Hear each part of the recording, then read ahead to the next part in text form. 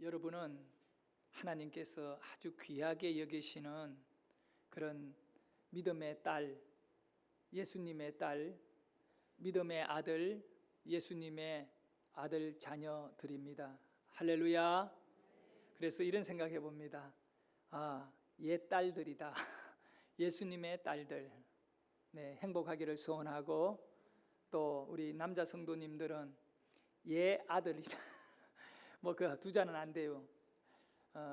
오늘 이 예배 가운데 우리 주님이 여러분의 모든 마음을 어루만져 주시고, 슬픔이 있는 자에게 그 슬픔의 문제를 해결하고 소망하고 기도하는 일들은 응답해 주시는 오직 예수 이름이 여러분의 인생을 능하게 하시기를 소원합니다. 오늘 설교 제목은 당신은 땅에 떨어진 씨앗입니다. 당신은 땅에 떨어진 씨앗입니다.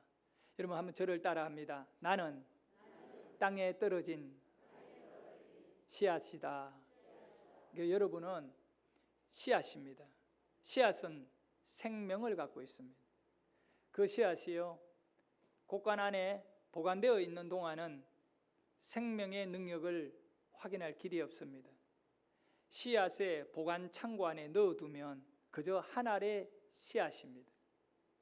그런데 그 씨앗이 땅에 심기는 순간에, 땅 속에 들어가 이제 땅에 묻혀버리는 그 순간에는 그 씨앗은 창고 안에나 뭐 항아리 속에 있을 때와는 완전히 다른 시간과 다른 삶의 가치를 드러내기 시작합니다.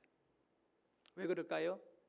땅에 심겨진 씨앗은 오직 하나, 둘 중에 하나입니다. 그냥 썩어버리든가 아니면 이것이 껍질을 뚫고 생명을 피우며 싹이 나서 줄기가 되고 잎을 만들고 꽃을 피우며 열매를 만들어내든가, 둘 중에 하나입니다. 여러분은 지금 여러분의 인생이 예수를 믿은 이후에 예수의 생명으로 땅에 심겨져 있는, 앞으로의 엄청난 열매를 맺게 되어지는 그런 귀한 존재로서 한가하게 곡식 창고 안에서 세월이 흐르도록 기다려지는 그런 존재가 아닙니다. 땅 속에 묻혀 있는 씨앗은요, 땅 안에 있는 수분과 그리고 또 수많은 박테리아들, 그리고 여러 가지의 그 어둡고 그 땅 속의 그 온도에 이르기까지 공격을 받게 되는 겁니다. 어떻게 보면 그런 공격은 이 씨앗에게 있어서는 위기이지만, 그런 공격을 받으면서 생명을 깨우고 그 씨앗은 껍질을 벗겨내고 삭을 내며 위로 올라온다는 것입니다. 곡간 안에 갇혀있는 씨앗은 아주 편안한, 그냥 존재하기에 합당한 기온에 잘 통풍이 되고 편안하게 있다 보니 껍질을 뚫고 올라오는 능력, 힘은 없는 것이죠. 그래서 우리 성도의 예수 믿고 하나님을 믿는 저와 여러분의 삶은 늘 긴장이어야 되고, 그냥 하루 세월을 보내는 존재가 아니라 주님 앞에 생명의 열매를 내고, 우리가 알고 있는 귀한 축복의 말씀이 있잖아요. 30배, 60배, 100배의 결실을 맺는, 옥토에 심겨져 있는 그 하나의 씨앗은 그렇게 큰 열매를 내려고 하면 날마다 열매를 내는 분주함, 땅 속에 심겨져 있는 저와 여러분은 그냥 세월을 편하게 보낼 여유가 없다는 겁니다. 오늘도 마귀를 이기고 세상을 이겨내며 귀하디 귀한 여러분의 생명을 삭티우기를 주의 이름으로 축복합니다. 오늘 우리가 읽은 본문 요한복음 12장 20절에 보면 이렇게 말씀하고 있습니다. 읽어주세요. 명절에 예배하러 올라오는 사람 중에 헬라인 몇이 있는데. 그렇습니다. 명절입니다. 명절인데 이 명절은 언제를 말하느냐 하면 유월절을 의미합니다. 그 유월절에 명절에 예배를 드리려고 많은 유대인들이 예루살렘으로 올라오는데, 그 유대인들 가운데 독특하게 헬라인들 몇 명이 하나님을 믿는 거예요.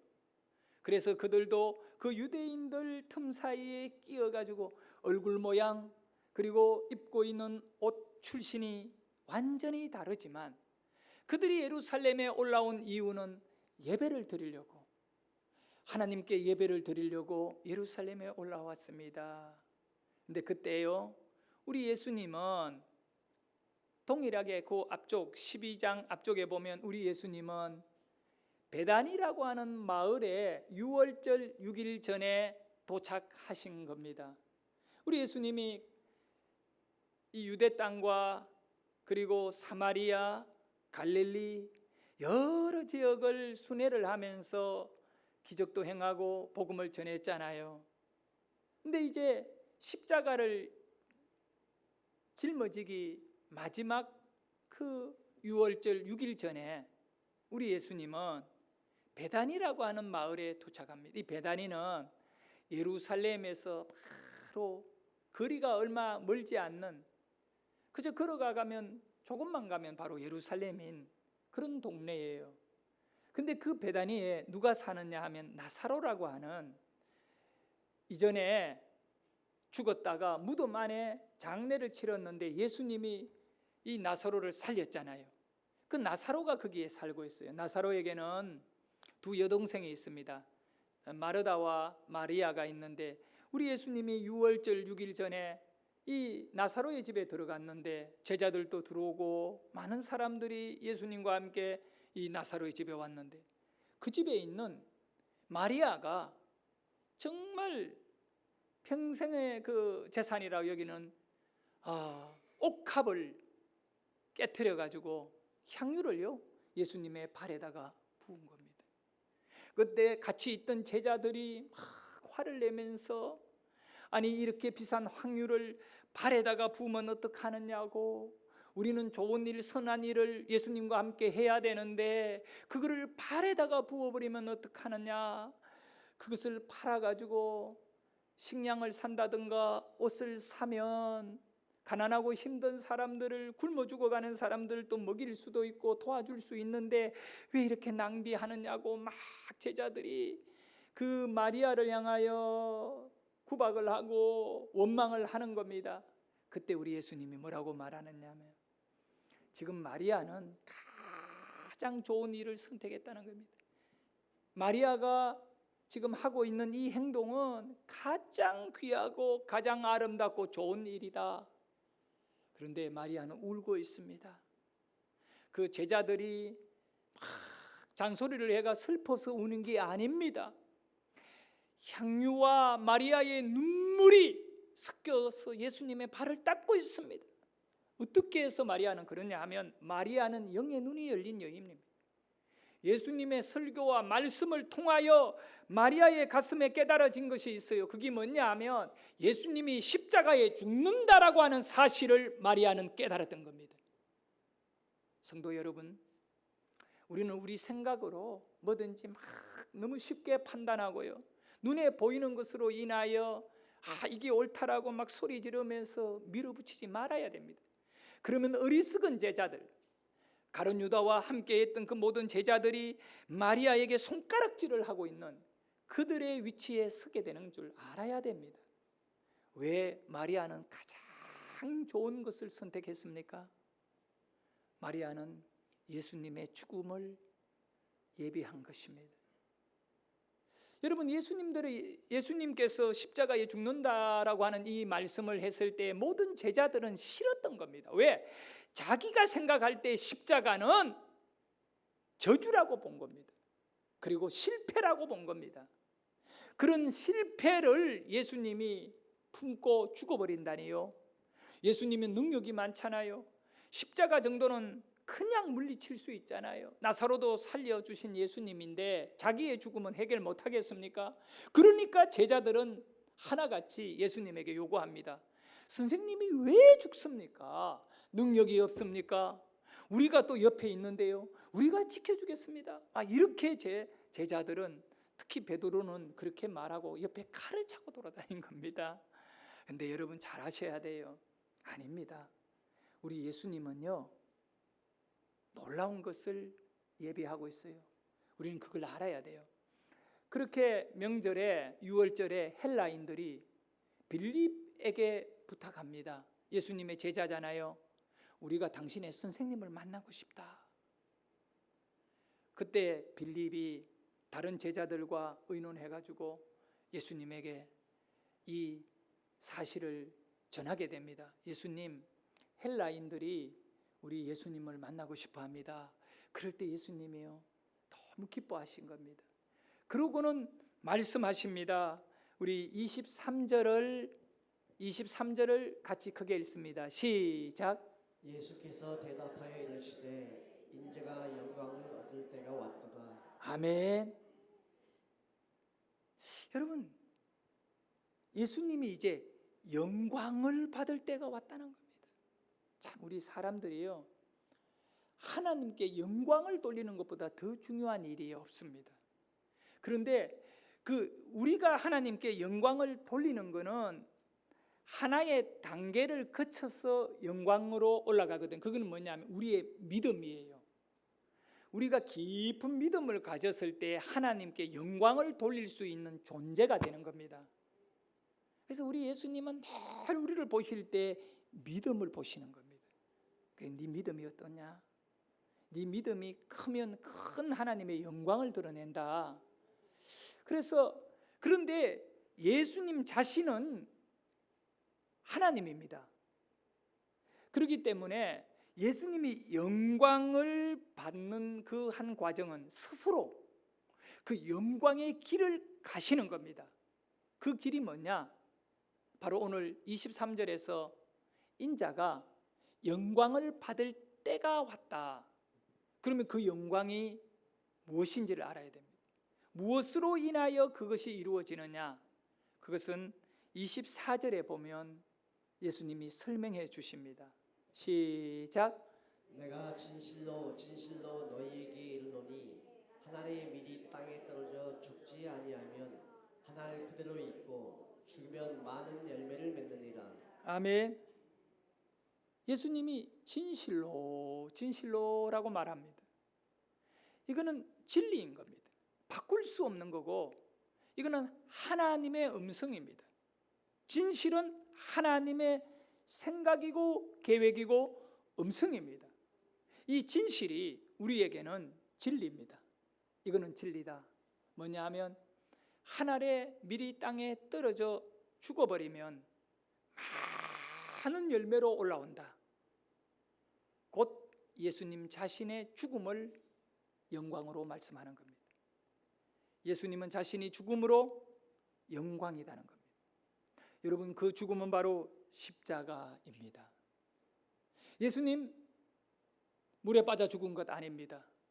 요즘 같으면 교통사고로 죽은 것 아닙니다. 우리 예수님 암으로 죽은 것 아닙니다. 우리 예수님 누구에게 그냥 억울하게 폭행당해서 죽은 것 아닙니다. 우리 예수님은 십자가에 죽으셨습니다. 십자가입니다. 예수님의 영광은 십자가입니다. 그러나 사람들이 볼 때에 당시 예수님 주위에 예수님을 사랑하고 예수님을 믿고 따랐던 모든 사람들이 볼 때에 십자가는 실패였습니다. 십자가는 저주였습니다.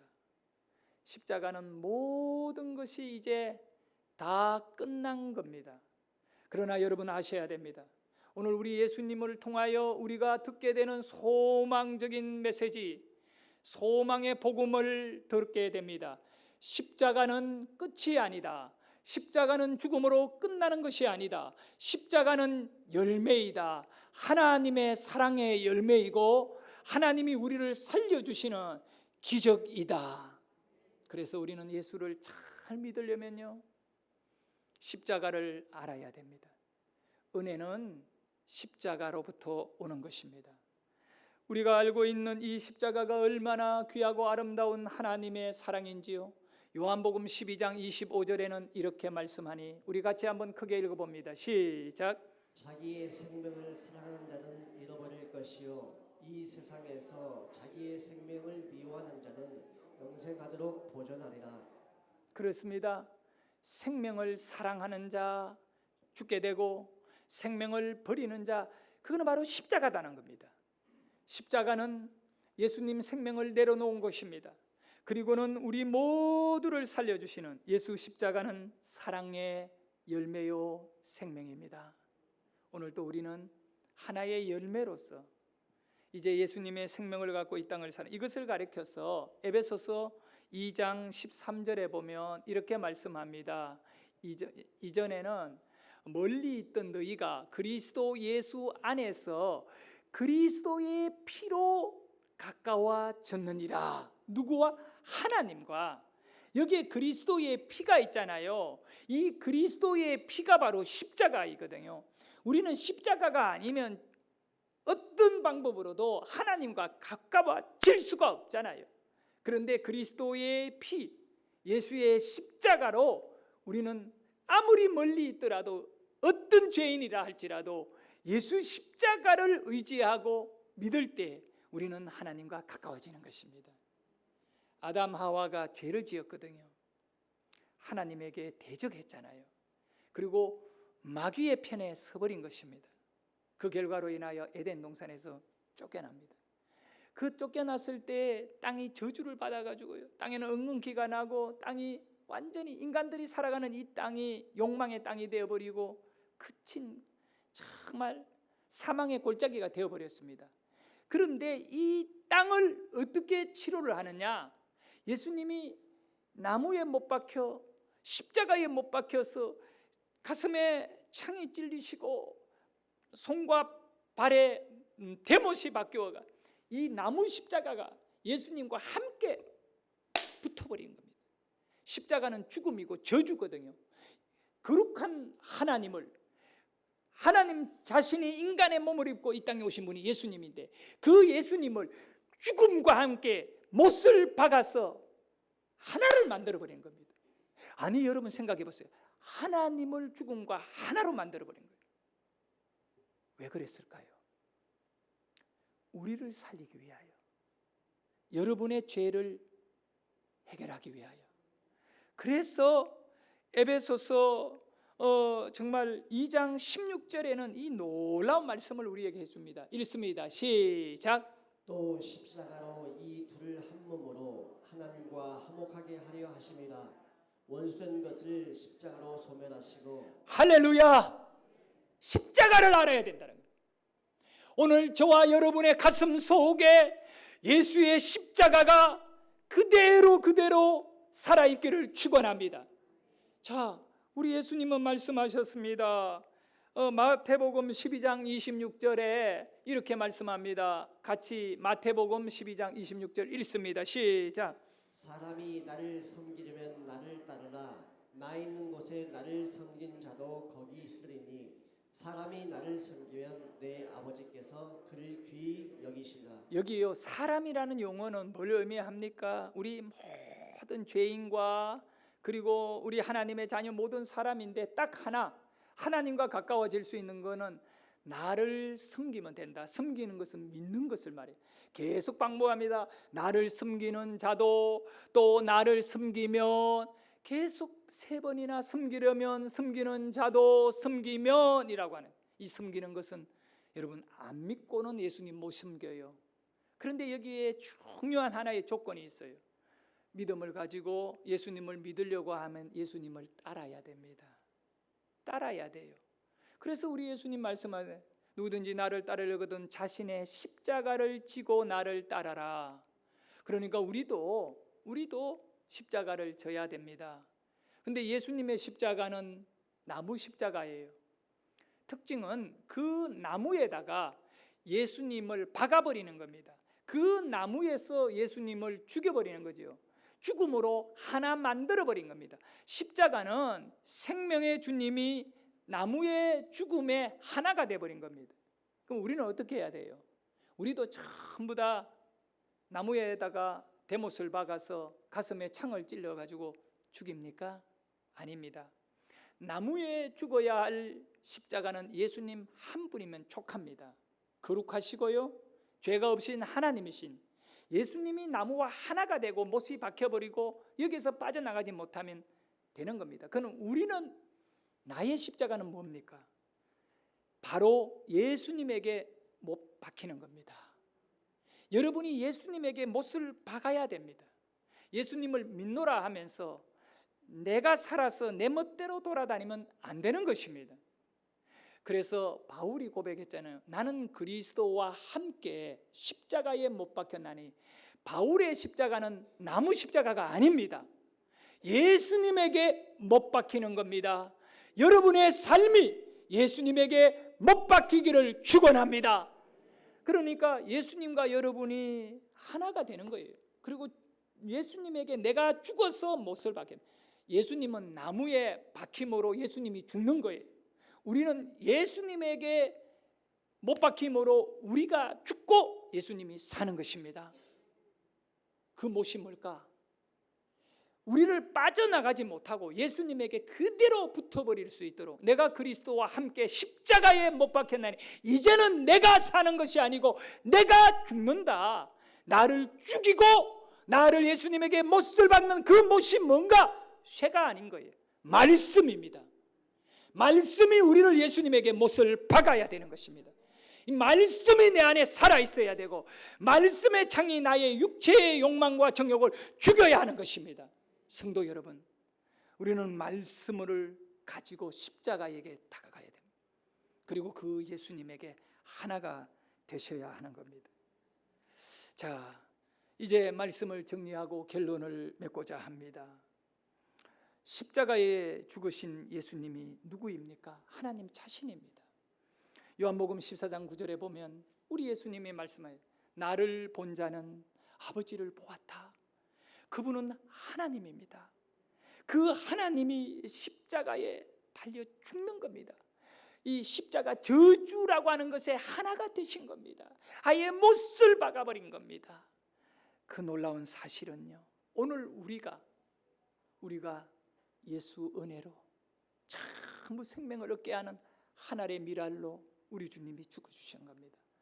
그러면 여러분은 땅에 심겨진 씨앗입니다. 곳간에 있는 자들 같이 여유로움이 없음을 여러분 아셔야 됩니다. 예배를 게을리할 수 없고 우리의 삶을 하나님께 헌신할 기회를 미룰 수 없습니다. 왜 그러냐 하면 십자가 앞에 있던 마리아를 보십시오. 향유를 완전히 깨트려버리고 여유 없다는 겁니다. 이 기회를 놓치면 두 번 다시 예수를 위하여 자기의 삶을 드릴 기회가 없기 때문에 그런 여러분의 인생의 긴박함과 여러분의 인생이 오늘 하나님 앞에 요구되어지는 내 삶을 드릴 수 있는 기회를 놓치지 않기를 축원합니다. 성도 여러분, 그래서 땅에 심겨져 있는 씨앗은 여유가 없잖아요. 땅속에서 치열한 싸움을 하듯이 지금 저와 여러분은 남아있는 우리의 인생을 가장 가치 있게끔 생명의 삭을 피워 올리는데 투자하시기를 축원합니다. 그렇게 하기 위해서는요, 씨앗은 땅에 심겨지면 되는 겁니다. 씨앗의 그 귀함을 여러분 좀 아셨으면 좋겠어요. 우리 예리가 이렇게 신혼집을 꾸몄는데 거기에 가보니까 기계 하나가 놓여졌는데 그것이 막 돌아가더라고요. 중간에 한 번씩 소리를 내면서. 그게 뭐냐 하면 음식 분해기예요. 그 안에는 보면 이제 음식을 분해할 수 있는 그 흙들이 있고요. 그 먹다가 남은 그런 쓰레기들을 죄송합니다. 음식물을 거기에다가 넣어두면 얘가 이렇게 돌아가면서 며칠이 지나면 분해가 돼가 전부 흙만 남아요. 신기해요, 신기해. 근데 거기에 아주 중요한 주의사항이 하나가 있어요. 그게 뭐냐면 분해가 절대로 안 되는 것이 있어요. 물론 돌덩이는 돌로만 안 되죠. 그리고 뼈는 잘 안 돼. 이거는 뭐 분해하려면 시간이 너무 길게 잡히지요. 그리고 또 안 되는 것이 하나가 있어요. 씨앗입니다. 거기 주의사항에 씨앗 곱하기는 고추 씨, 수박 씨앗 씨, 사과 씨, 이런 것은 음식 분해기에 넣어놓으면 하루가 지나고 일주일이 지나고 한 달이 지나도 분해가 안 돼요. 왜 그럴까요? 하나님이 씨앗을 만들 때 그 씨앗 생명을 지키는, 그게 안에는 박테리아들이 막 음식물을 다 깔아 먹어버리거든요. 박테리아들이 씨앗은 먹지 못하도록 만들어둔 거예요. 그래서 분해가 안 되는 거예요. 참, 우리 하나님은 너무나 기묘하게 모든 것을 만드셨어요. 근데 여러분은 누구냐? 씨앗이다. 근데 여러분, 과일 씨앗, 수박 씨는 땅에 심겨지면 땅이 막 씨앗을 공격해가지고 이 씨앗이 깨어나게 됩니다. 환란을 통하여 깨어나서 싹이 올라오고 줄기가 만들어지고 잎이 만들어 꽃을 피워 수박을 만들어내잖아요. 여러분은 땅에 심겨진 거룩한 하나님의 씨앗입니다. 그러면 그 땅이 어딜까요? 우리 땅에 묻어버릴까요? 깡패들이 묻어버린대. 그럼 여러분은 땅에 심겨진 씨앗인데 어디에 묻혀야 될까요? 저는 그렇게 생각합니다. 좋은 땅, 가장 좋은 땅에 묻힌 씨앗만이 30배, 60배, 100배의 결실을 냅니다. 그 좋은 땅이 어디냐? 성령입니다. 우리 인생은 성령에 묻혀야 됩니다. 성령에 묻히면 성령의 기운과 성령의 온도와 성령의 감동과 성령의 능력이 우리의 육체의 껍질을 깨어버리고 우리 안에 있는 거룩한 하나님의 씨앗인 생명이 싹이 나고 줄기가 되어 올라올 줄 믿으시기를 바랍니다. 자, 여러분, 씨앗의 진정한 생명은 껍질이 아니라 그 껍질 속에 간직해 있는 생명입니다. 그렇지 않나요? 그러니까 껍질을 깨지 않는 씨앗은 생명을 만들어내지 못합니다. 어떤 씨앗이든 간에 새로운 생명을 내기 위해 땅에 심겨져서 껍질을 깨고 올라옵니다. 우리는 껍질의 화려함으로 인생을 살지 말자고요. 그 껍질은 결국은 깨고 나와야 될 겁니다. 외모, 학벌, 많이 가진 돈, 이거는 껍질입니다. 진짜 생명은 여러분의 믿음이고 여러분의 심령이고 여러분의 영혼입니다. 그래서 영혼이 잘 돼야 품사가 잘 되는 거죠. 여러분은 오늘 성령에 심겨져야 돼요. 성령이 여러분을 지배하고 성령의 감동을 받아 아름다운 열매를 낼 수 있는 삭으로 힘있게 이 세상을 이겨내며 살아가는 우리 성도님들 되시기를 주의 이름으로 축원합니다.